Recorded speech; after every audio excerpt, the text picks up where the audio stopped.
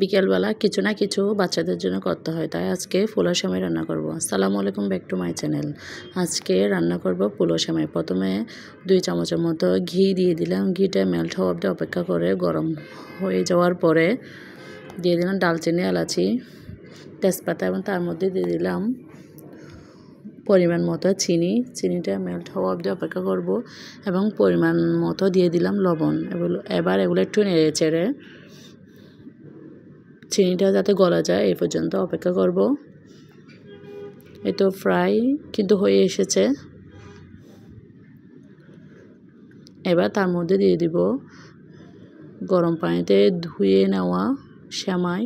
Normal যে সেমাইগুলো আছে ওই সেমাইগুলো একটু গরম পানি দিয়ে ধুয়ে নিয়েছি, একদম সিদ্ধ করে নিয়ে নেই।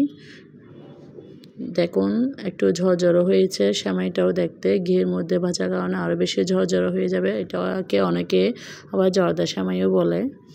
এবার একটু ভালো করে নেড়ে চেড়ে যে উপকরণগুলো দিয়েছি এগুলো মিক্স করে নিব। তার মধ্যে দিয়ে দিলাম কয়েকটা পোলাও পাতা যাতে ফ্লেভারটা একটু ভালো আসে। তার মধ্যে দিলাম নারকেল কুড়ানো দিয়ে দিলাম। তারপর দিয়ে দিলাম পাউডার দুধটা দিলে স্মেলটা ভালো আসে। এবার সব কিছু দিয়ে একটু সময় নিয়ে ভালো করে উলটপালট এপাশ ওপাশ করে নেড়ে চেড়ে দিচ্ছি।